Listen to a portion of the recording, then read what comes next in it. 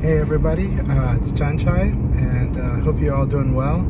I hope everyone had a wonderful time either at EVO 2022 or having watched it. Today is Tuesday, it's August 7th, I believe. Nope, we're way past that. It's August 9th. So today's August 9th, Tuesday, and I'm going to talk about EVO today.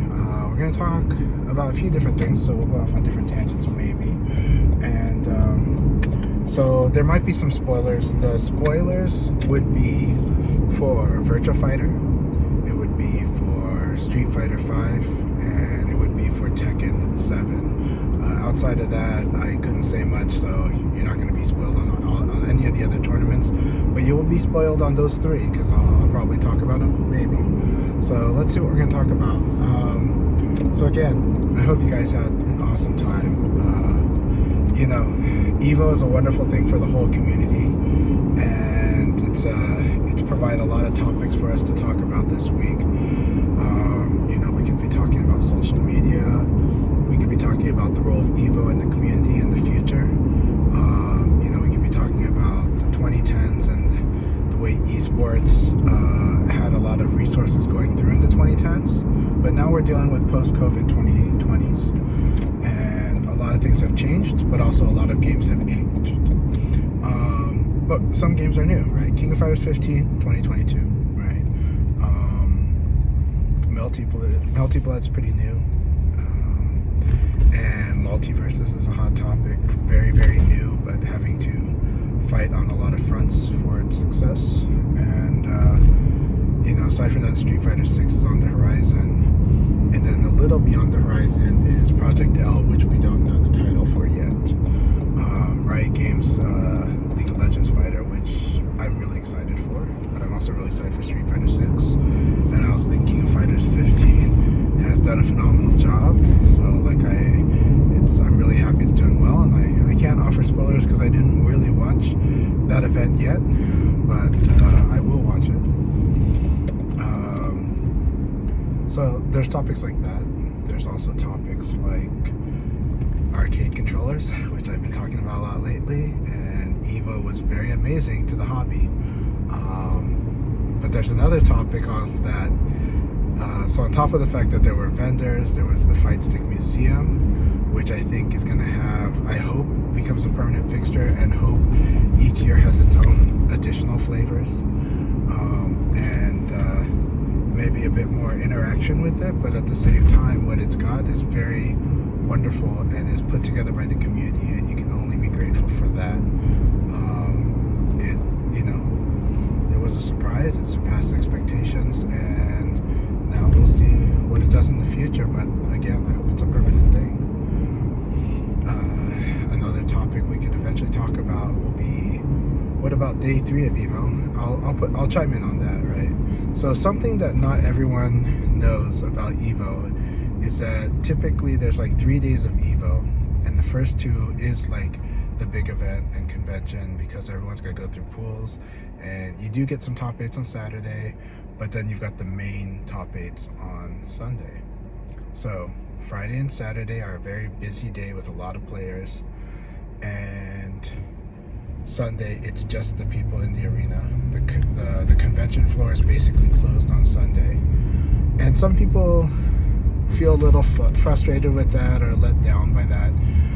What I will say is, with EVO we have such a special event, and I think this year made it very clear that EVO is community first.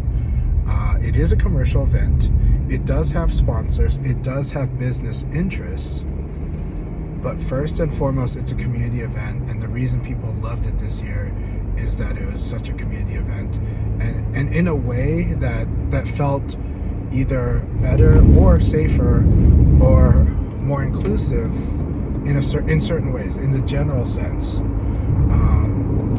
outside of COVID policies, than in previous years, than in the past, than in the EVO of past. The things that people had complained about EVO, a lot of those were addressed. Of course, not everything is addressed, but a lot of those were addressed. And the message was very clear this year. EVO is a community event, even if it's owned by PlayStation. And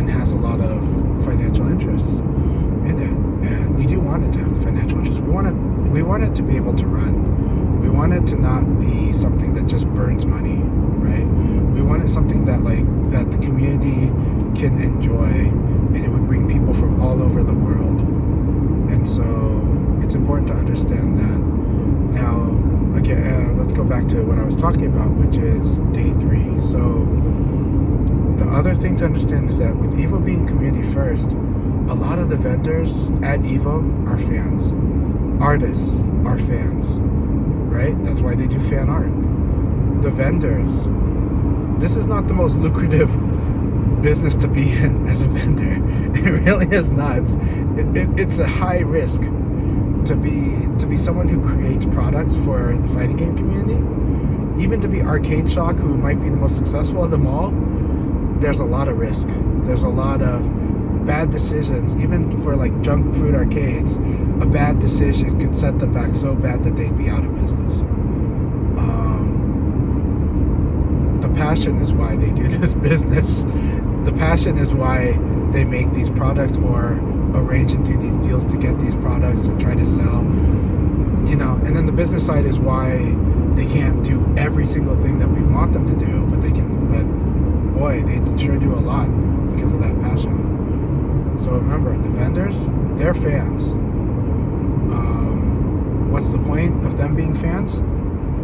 They should have the day 3 to be able to watch the arena. They've never said this. This is just my speculation. But this is my relating to them. Because I know, like, talking to them, they're fans.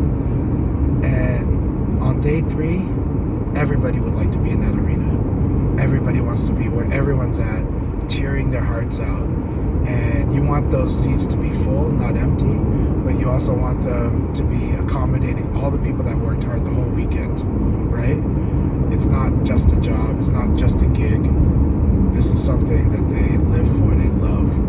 And EVO is also, just like it is to the competitors, just like it is to the fans and the spectators, it means a lot to them. It means a lot to the vendors, it means a lot to the people who volunteer to do a lot of work for it. And,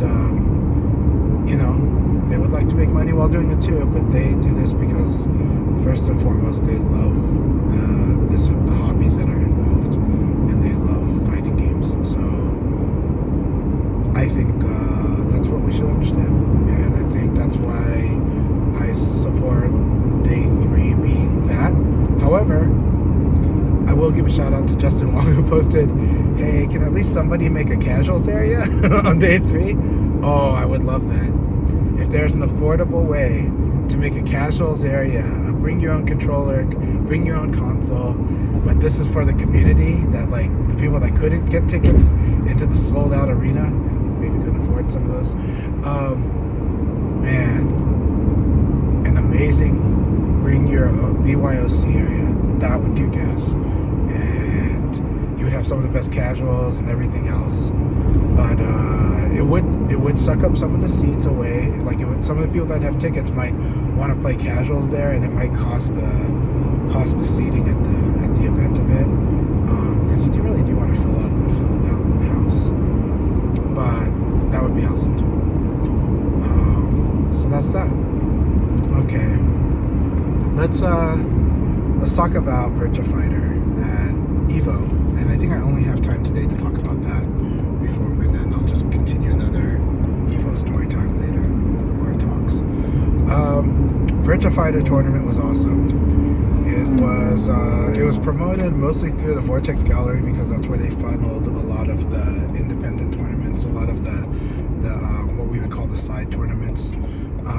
And so Virtua Fighter was there, and the person who was running it was Mech. So big shout outs to Mech. Mechzedeus, Mechzedeus. They have that's their Twitch account, and that's where you can get the archive of EVO.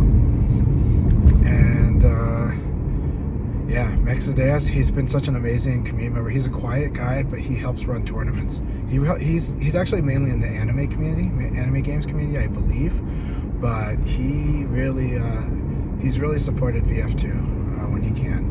And many times when I've run sessions, if I needed an extra player, I'd chat with him. He's like, sure, I'll play, and it's been awesome. So I'm really grateful for everything they did this weekend at Evo.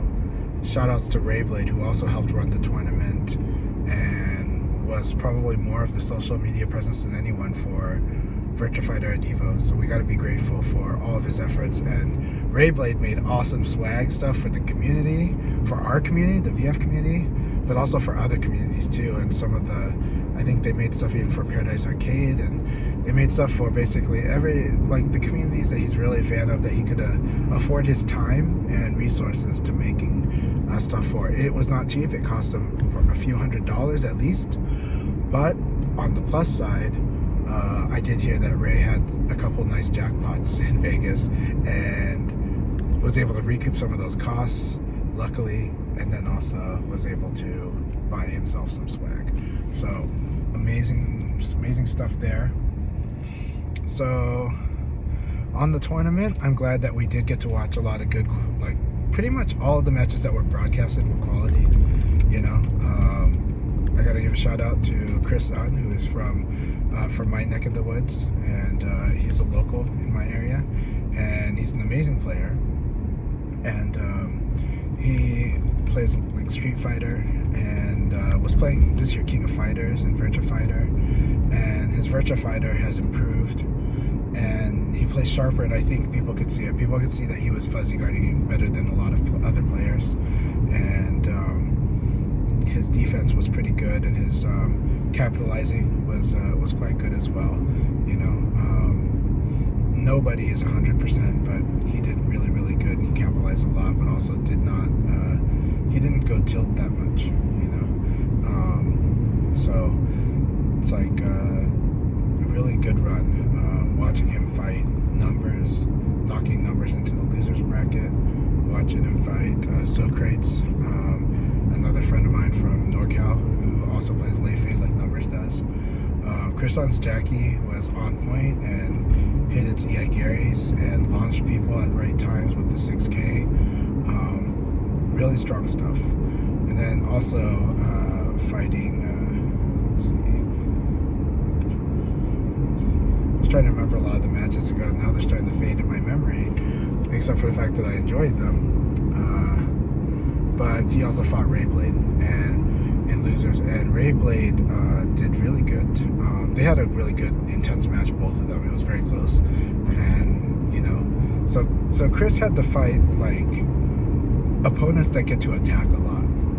Lei because he's knowledge checking you with his strings, like, and his stances, like a lot. Vanessa because she has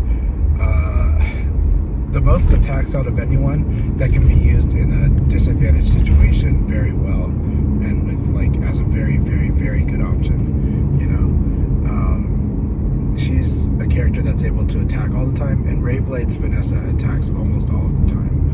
Rayblade's Vanessa will crush you if you have a low habit, will punish you if you've got a high habit.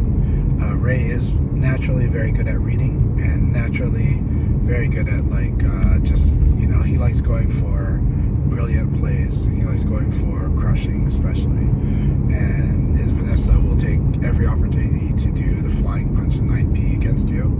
So, you know, my advice to people that are fighting against the 9P is that if you block it, you're minus. Vanessa is plus by a little bit. So you kind of want to do something like evade or evade cancel. I do evade crouch dash. However, once the Vanessa player catches on and is doing like half circulars or like her hook punch or throws, then you got to mix up after that. But basically, you got to force Vanessa to start mixing up. But by default, if you block the 9P, do like an evade cancel, and then deal with what's next. There are a lot of techniques for flat out beating the 9P, but they're very tricky. 9P is an EX high attack, and so EX high attacks are amazing attacks because they're such good ways of baiting your opponent, because they're high attacks that can crush almost any attack the opponent does. So they're flat out anti-Abare. If the opponent Abares into an EX high, you're gonna score so huge. And that's why EX attacks are amazing attacks.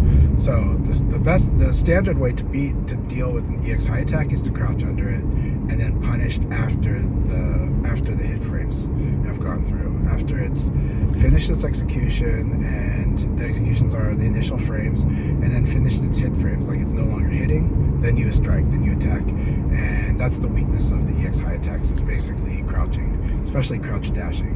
So like if you feel like somebody is using an EX high against you, practice crouch dashing under it. It's really powerful. And then practice the timing for when you hit the attack. If you do too soon, you'll get crushed. But if you hit it at the right time, you're gonna punish them. It's really good. Huge skill to have.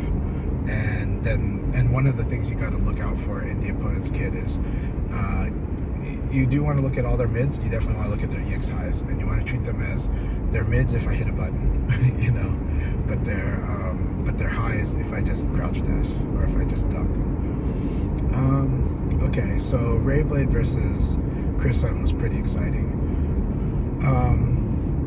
Getting towards the top four, you know, like Genesis Frenzy had a really good run, awesome stuff,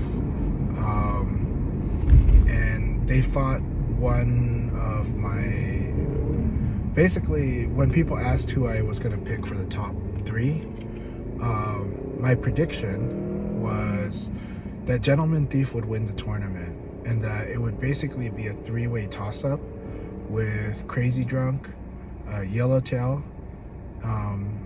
who's Renzo's my friend, and also with IU Fanboy. I would give a slight edge to Yellowtail and to Crazy Drunk, but IU Fanboy is in the mix. Fortunately, that turned out to be true. My prediction pretty much was pretty dead on. I think I would have edged, I would have said that Renzo would have the edge over Crazy Drunk just slightly, but I also know that Crazy Drunk has trained so hard and has been fighting like in this amazing shape, like a high-level Japanese player. They've been playing that way for a while, but this year they leveled it up, and so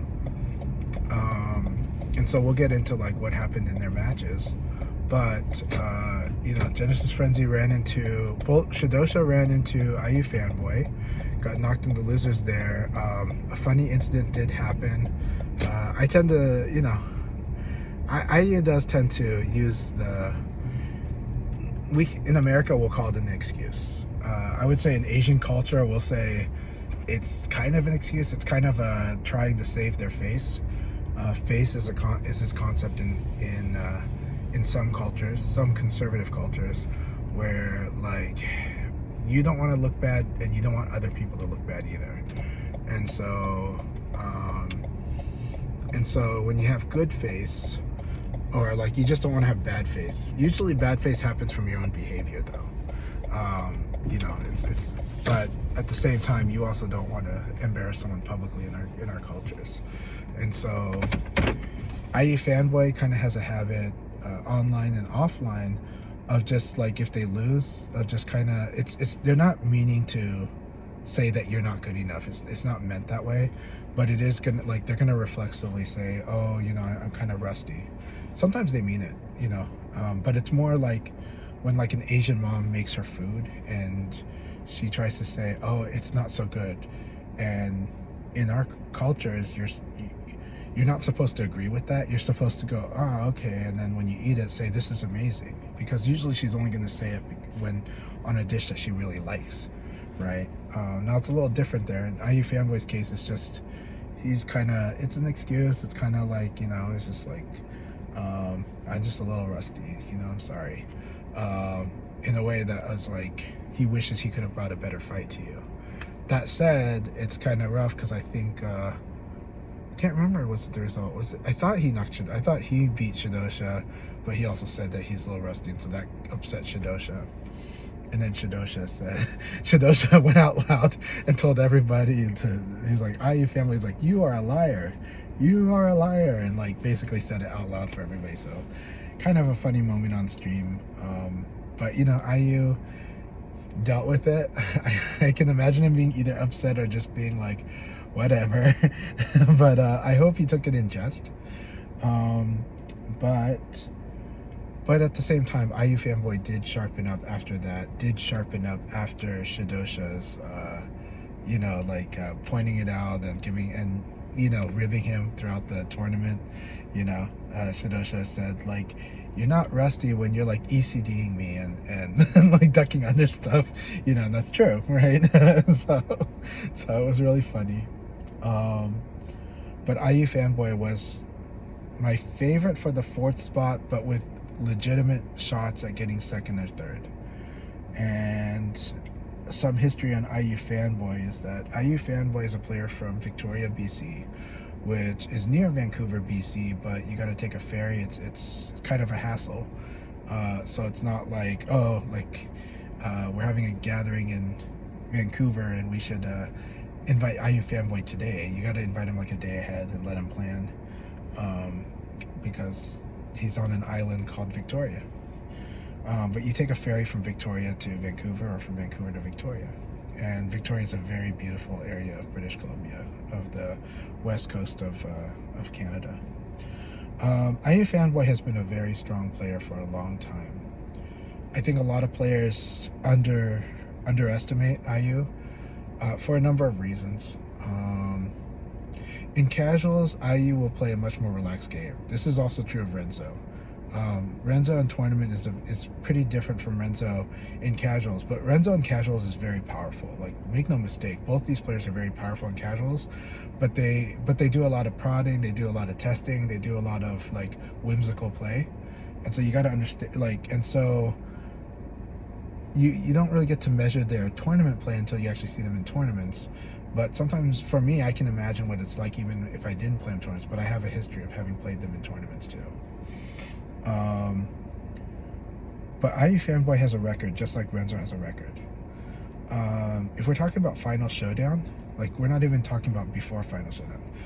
If we're talking about Final Showdown, IU Fanboy, I believe, got top 16 at EVO, and so did Renzo, I believe. Renzo almost got out of pools and is in top 16, but he barely lost. Like, he lost a little bit to Tokido in a match that I believe he could have won against Tokido in at Sega at EVO 2012.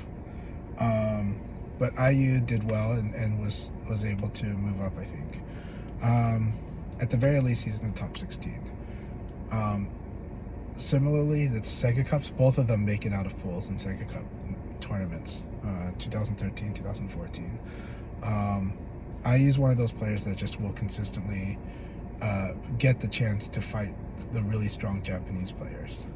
Same thing as Renzo. They're both in that similar league, and they both play very strong. IU Fanboy plays a very smart game. Not the so his speed might be the reason he gets underestimated, but his technique is there, and so where the speed is in his game is in the technique. It's in doing fuzzy guards and hitting the opponent from a fuzzy guard, and but he's a smart player, but he doesn't dictate the fastest pace, but he can fight at the fastest pace. But he's capable of dictating it. It's just that he likes to play more slow and methodical, and he likes to play a more responsive game. And so IU Fanboy is very, very strong. He's the type of person who's strong because he studies, because he practices, and because he watches Japanese matches. And he's strong because immediately he'll understand the value of a lot of attacks. And he's introverted, so not many people get the chance to chat with him. But if you do get to have a comfortable chat with him, he has a lot of insights that will help any player understand better how to play. But it's a little tricky getting him to that conversation because he's very introverted. But if you can get him comfortable, I'm able to get him comfortable and have good conversations, he will have some of the smartest commentary on VF play. And he'll point out, like I might say something like, "Oh, this is pretty good for this," and then he'll break it down and tell me, "No, like, it's good for that, but it's good for all these other things too." And it's really smart, and it fixes your knowledge, it improves your understanding. So his understanding is very good. Yeah, he'll always say he's rusty, but it's his way of trying to he doesn't want to brag. He really doesn't. He is a deep introvert, you know. So that's how you fanboy, and he did get 4th place, like I predicted. And his matches were really intense and really close, you know. And I think there's no shame in for Genesis Frenzy, but I think that was a very exciting match too. And then, you know, okay, so then let's talk about number 3, Renzo. So this is a hard topic for me, but it'll be the biggest topic for Evo Virtua Fighter. Renzo played really amazing for most of the tournament. He just made one strategic blunder. That's it. But you watch their matches, and their form was so good. Even in the winners bracket, in the winners bracket semifinals, losing to Crazy Drunk. Well, that is not a surprising result. They had this insanely intense battle, and it was so close. And you can see how stressful it was for both players. And the very final moment was Crazy Drunk up into the corner on the light stage and terrace stage, and Renzo, stuck in this prolonged neutral, ended up going for Brad's backsway. And for me, this is not my favorite play in that situation, because with that prolonged neutral, I do believe Crazy Drunk's awareness is strong. And with the patience that both players had in that extended neutral, both players are sharpened. And so you can surprise them, but really you should be like either baiting them or doing something very quick and efficient and not punishable. And my weaknesses in this situation is I tend to do stuff that's punishable in these situations. That's my weakness. But that's not normally Renzo's weakness. That's not normally Crazy Drunk's weakness. And it happened. Renzo went with Brad's backsway, which in my view, a player like Crazy Drunk is probably going to ECD on reaction. And I think that's what they did, because the options that are scary, well, 2 of the options that are really scary, right, is like the guard break, which is what Renzo went for, or the knee can be easily dealt with evade. They can be dealt with backdash, but not in that situation because Crazy was stuck in the corner. And that's probably why Renzo ended up going with those options. And then, of course, I think there's like the low kick, which would have caused like a wall combo. And I think maybe Renzo expected might have just expected Crazy to try to deal with the low kick. But ended up Crazy evade punish that stance, evade punish the guard break, you know. And, you know, when I talked to Renzo later, like, you know, there is another option that actually would have been good there, where Brad could go backsway into ducking, and that would be a way of trying to bait something like the ECD and then punish it. And I think that would have been an awesome play. Like, that would have been genius, right? And maybe in his view, that was because that's like the genius play. He just thought that maybe Crazy was going to prepare for that, but instead Crazy just went straight for the ECD, and that was the end of that match. Now, that match was so stressful that I think that's what led to the strategic blunder. And the strategic blunder was that, in my view, is that Renzo ended up in the losers bracket finals. Not a surprise that Gentleman Thief would win the match with Crazy in the winners final, so Crazy would end up in the losers bracket final. And so it's not a surprise that for me that Renzo would climb up to the losers final and then fight Crazy there. Renzo gambled on the strategy, and it's not a bad strategy. It really is not a bad strategy. Renzo has a really, really good Leon. I've had the privilege of fighting Renzo's Leon, and Renzo's Leon is very good. But however, Renzo's Leon is also like his 5th or 6th character. It's also like a character that he doesn't really play much, like sometimes. And I've definitely seen I know that Renzo has beaten Crazy Shun with Leon quite a bit in casuals. So that all lines up, right? The matchup is good. Leon is really good at sobering Shun, and it's worked in casuals. The problem is, it's a tournament. It's a tournament losers final. It's a high intensity match. The basis of going into this match with this strategy was also that the winners semifinals was incredibly intense, very stressful, and it felt like too much of a gamble, right? It feels like it's 50-50. And when it feels like it's 50-50, that's really frustrating. As a player, you wish you can get that edge that makes it 60-40, right?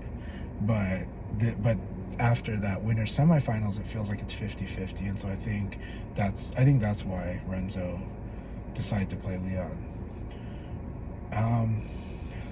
And that was one of the most entertaining but most stressful matches to watch in the VF tournament at EVO, because Renzo was winning situations a lot, like by a ridiculous margin, but could not convert because all those nerves are jacked up. The adrenaline is jacked up.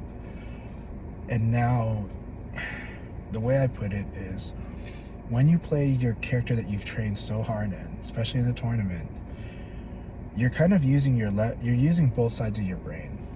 One side of your brain, but when it's your main character, it's almost like an artistic side of you that's playing that character, because you don't have to think about how to do techniques. You don't have to think about the execution. And so it's just being done, and you get to be creative. And then your analytical mind is being used for the dynamics of the match, against how understanding your opponent or understanding what works, coming up with a plan, strategy especially, right? And the problem is, when Renzo switched to Leon, if Renzo had been playing Leon the whole week, like in casuals, that's totally fine. This plan would not have the problem it did in the tournament.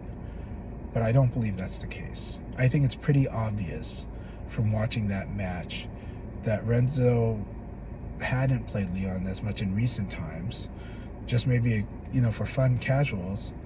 And what ended up happening was, now both sides of the brain have to be used to control Leon. It has to be like, oh, I won the situation, okay, but I know what I'm supposed to do, but it doesn't feel natural, so you might be late, right? He would do guard break, and he couldn't do 4-4K. Now, some people, they look at it and they're like, well, how come he couldn't do 4-4K after the guard break? I'll give you a good example of why. When you do the guard break and you do Leon's back kick, you're actually supposed to pre-buffer the 4-4 during the guard break. And normally you can figure that out in casuals. But when you're stressed the hell out in a tournament like this against one of the favorites of the tournament, and you're a favorite too, when you're stressed the hell out, it is no longer natural. And you're not even going to think, I was supposed to buffer the back. So it's like, oh, I got the guard break, now what? You're using your other part of your brain to correct your habit, your feel, and then you end up too late, and then so he ends up with like standing kick. That's what happened in that match. So stuff like that. At the end of the day, it was amazing. So Renzo lost the first game, but then he won the second game. In my view, okay, and then after that he lost the third and then lost the fourth. And that was so painful, right? But he played them all as Leon. He never once switched back to Brad. And I think he didn't want to. I think there's a part of him that's wanted to prove that his strategy was correct. Part of him that invested himself in that strategy in that moment. Even if he only thought of that strategy last second or after the first loss to Crazy, he started investing in that strategy somewhere that day. And by the time he got into the match, he felt really invested into that strategy. So now I'm going to talk about a really important psychological concept for humans in general, for decision making and for competitive play. I'm going to talk about the sunk cost fallacy. Okay. A lot of times we, as people, as humans, we're stubborn creatures, and it's a good thing. It's a key part of our survival, actually. But sometimes it really puts us into bad decisions too, right? Sometimes you do sometimes the brilliant things are bad decisions done at the right moment. But in general, they would have been bad decisions. Us humans, we're very good at being very stubborn.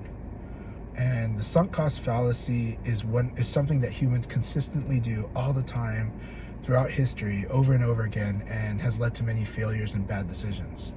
Okay? It's led to a few brilliant moments. It's led to a whole ton of failure. Okay, so what is the sunk cost fallacy? The sunk cost fallacy is that when you're invested in something, you start to have an attachment to the fact that you're invested into it. I've put all this effort into it. I've put all this thought. I've put all this planning. I've put whatever. I've put a bunch of stuff into it. I got to see it through. That's the first sign of it. The sunk cost fallacy itself is when you're faced with a decision to abandon something that's failing, you decide to stick with it instead of just moving on to a more successful strategy. That's the fallacy. Because the correct thing to do almost always is to move on to something that's working, that would work better. Because you're engaged in something that's losing. And if you want to win, usually the correct answer is not to keep losing. Okay? That's like the hard way to put it. But it's like, if you find yourself in a losing strategy, sometimes you just need to let it go and then move forward. So when you have a bad investment, sometimes you have to call it some things a sunk cost and just let it go, stop the bleeding, move on to something that's working, fix the problem. Some basic examples, some textbooks examples that are always used when people talk about the sunk cost fallacy. There's the movie ticket decision. I bought a ticket to this movie that I've been looking forward to seeing. It cost me my hard-earned money. It literally cost me like an hour of work to pay to go watch this movie. All of my friends are saying that movie is terrible. It's a waste of your time. All the reviews are saying that movie's terrible. It's a waste of your time. And then the person I trust, who has similar tastes as me, knows which bad films I like, which good films I like, is saying, you know what? Even if you like these other bad films, this film is terrible, and you're gonna hate it too. The sunk cost fallacy is saying, I'm just gonna go ahead and watch that movie because I bought that ticket. I paid my money. I had invested my thoughts into that movie. It's gonna be great, even though all signs are telling you it's gonna be bad, and even the sign that has the same opinion as you on things is saying it's bad, and you're like, I gotta go see this through. Then you go watch it, and you're let down horribly, and that's like 2 hours of your life that you can't have back. Now, for me, I don't mind that stuff. I'm like, oh, okay, well, that was an interesting thing, and I'm going to make the most of it. For a lot of people, though, that's 2 hours times wasted. It wasn't worth it. They could have spent 2 hours watching something better. They could have spent 2 hours having fun with friends. They just lost that opportunity. That's an opportunity cost. It's not the worst thing in the world, but it was an opportunity cost. But the sunk cost fallacy is that it just would have been better to do something that would have given you a little more reward than that, and not cost you a bad experience. That's one example. Another basic example is a bad relationship. I remember in college, there was this really cute girl who was dating a popular guy, but the popular guy was an ass to her, and he kept hitting her. And it was really frustrating. It was infuriating. But she kept in the relationship, and everybody was saying, you should break up with this guy. He's not worth it. But you know what she did say, and everybody probably knows what she said. She was like, I know he's a good guy deep inside, and we've just done a lot together, and we've come this far, which is another way of saying we've invested a lot into this relationship. But it's a sunk cost. The signs are there. This is a bad relationship. She should get out. Not just because there are better guys out there, which there are, but because she's in a negative position. She's in a position that's making her life worse.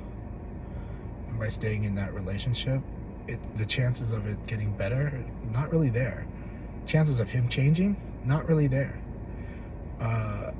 He is who he is. And the things in the relationship did not change those problems, did not fix them. It's a sunk cost. That's another example of sunk cost fallacy. So anyhow, back to Virtua Fighter. Losers finals. Crazy Drunk versus Renzo. Renzo did not want... Renzo insisted on playing Leon. So after he lost the first game, he could have switched, but he didn't. And for me, I would have, because at that point I would say this is a bad strategy. It's proven, like it's going to be really hard to make this work, and it's frustrating that I can't execute on it. But the problem is he's going to think, well, but if I did execute on it, I would win. So now he's going to use up his match resource time to try to fix the matchup problem, to fix how he plays Leon. You could do that, but you're spending your resources on that instead of actually winning, instead of actually putting pressure on Crazy Drunk, instead of converting the mistakes that Crazy Drunk makes. What I can tell you is that I understand the feeling in that moment where his Leon was winning decisions, but it just wasn't converting. So from my logic, his Brad is going to win similar decisions. They might happen in a different order because of the matchup, but it's going to win key decisions, and it's going to punish certain mistakes, and then it's going to capitalize and do a lot of damage. You know, and so for these 4 games, we had to watch the Leon almost never convert the damage, just a few times towards the end, you know? So it's one of those things where, as humans, we do have pride. Pride is an important thing, and we'll talk about that sometime. Pride is a really important thing. So I'm not trying to diminish the pride. I really am not. But I would separate character choice from pride. You know, if anything, the pride of playing arguably the best Brad in North America, or in North America, is like, it overrides the pride of, I can play Leon in this match against one of the best players in North America. That's my view. But I think in the moment, that's not how it looks. In the moment, it's like, I can do this. And, you know, so you got your pride keeps you in, but I think that becomes ego. Because you're in a bad decision. But it's also nerves. You know, nerves affects your decision making. That's what's happening there too. But I do know that Renzo can be a stubborn person, and there's a stubbornness that wants to see this through. But again, that's why I just talked about the sunk cost fallacy, and I hope it helps other people understand this decision when you're faced with it. You know, it's not too different from the gambler's fallacy, but the gambler's fallacy is different. The gambler's fallacy is just like, if I keep doing the same activity, it's going to pay off because of the odds, right? But that is also a fallacy too. But no, that's for another day. Anyhow, so Crazy Drunk moves up to fight Gentleman Thief, and that was a very good battle too. Honestly, really, really good battle. Very underrated battle because of the way the score looks, but that one was awesome. So I hope you guys watched that. I have gotten home, and I need to take care of my kids. I need to send them to bed. So I'm gonna tell more Evo stories later, but this was part 1 of Chanchai's Story Times Evo 2022 edition, and we'll talk more about Evo. We'll talk about different aspects, but congratulations to Gentleman Thief. Amazing victory. Congratulations to Crazy Drunk. Amazing, totally deserved, totally earned number 2, and real legit shot number 1. Congratulations to Renzo, number 3, Yellowtail. And then congratulations to IU Fanboy for getting 4th. And congratulations to all the competitors. This field was really good. The tournament was really good. Thank you, Rayblade. Thank you, Mech.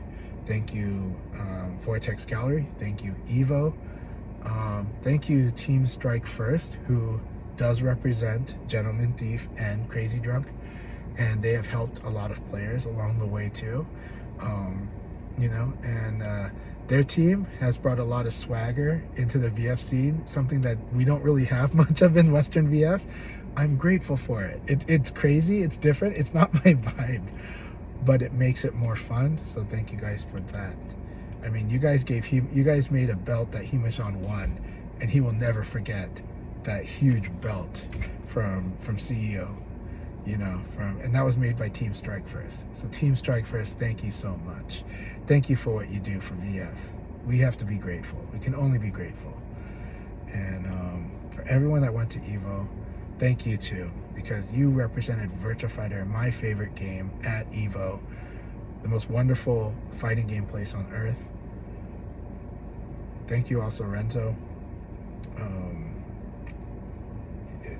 You made this Evo like this intense thing for me to watch and love, and at the same time, you've always been an awesome friend. And I know how you feel about the match, but the fact is, you got top 3, and everybody knows your skill. I think everybody saw how, yeah, we talked about the strategic blunder, but holy cow, the way you played, even when you played Leon, was really awesome. It's just that it couldn't convert, but it was winning decision after decision after decision, and it had to win more because it wasn't converting. So that in itself is something amazing to watch for people to learn from. But then all your other matches show why you're a powerhouse. IU fanboy, I'm so glad you went to Evo. I'm so glad you played in the Virtua Fighter tournament, and I'm so glad that your Jeffrey did an awesome job, but your Kage and your Kira always do an awesome job too. And I'm glad I was able to talk more about IU fanboy, because I wish more people knew him. But I'm also glad that people now know Crazy Drunk these days, because 10 years ago Crazy Drunk was like one of the best kept secrets in the West Coast. And now the VF players know Crazy Drunk. They know Bannock. A lot of players fear Bannock, so it's just awesome stuff. Thank you so much, Evo. I can't wait to talk more about Evo. Cheers.